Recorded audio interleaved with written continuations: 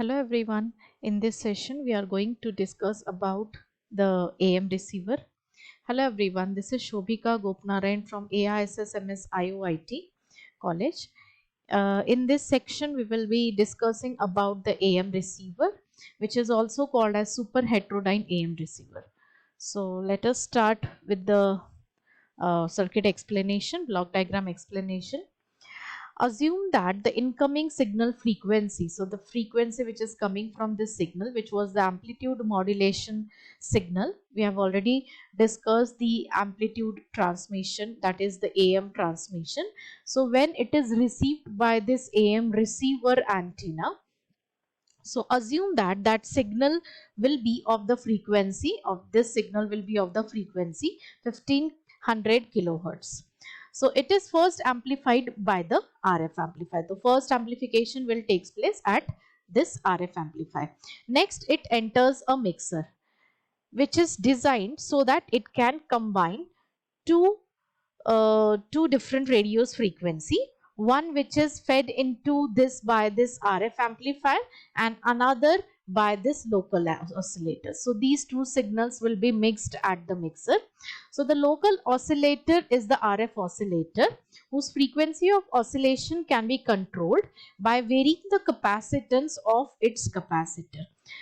In fact, the tuning capacitor of this oscillator is ganged with the capacitor of the input. So as you can see that it is shown by the dotted line that whatever is the capacitance at this input side is being connected to this local oscillator as well as the mixer.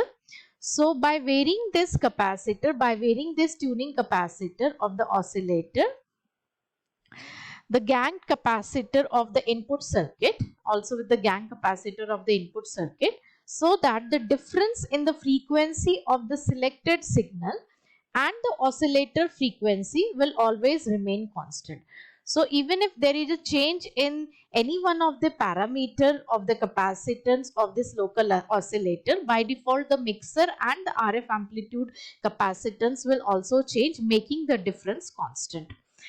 That is the frequency difference constant. Usually the difference is maintained at 455 kilohertz. If the signal frequency is 15 kilohertz, then the oscillator frequency can either be 1955 or 1045 kilohertz. Let us suppose that it is 1955 kilohertz, that is 1955 kilohertz. In fact, the local oscillator frequency is always higher than the frequency of the incoming signal, because it produces the carrier which is having the maximum frequency. Okay. When these two alternating currents or the signals of these two different frequencies are combined at this mixer, then the phenomenon of the beats is produced. That means what? The frequency will be in between 1955 to 1500, which is 455 kilohertz. This frequency is also called as intermediate frequency. So now this intermediate frequency is further amplified in this IF amplifier. The 455 kilohertz output of the mixer, that is the IF frequency, which is 455 kilohertz, and this is the output of this mixer, is then passed on the IF amplifier, which is a fixed tuned, which is fixed tune. That means it will be tuned to this IF frequency, which is 455 kilohertz. In practice, one or more stages of IF amplifier can be used for the amplification. The output of IF amplifier is demodulated by the detector.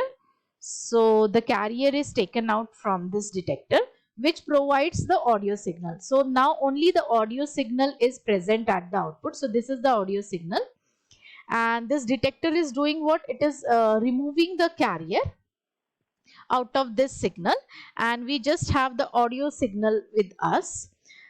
So the audio signal is amplified by the audio amplifier, and whose output is fed to the loudspeaker. So first this audio signal is being amplified. So as you can see that it is the amplified for using this AF amplifier, and now it is provided to the loudspeaker that will produce the original sound. So this is all about the AM receiver. Thank you very much.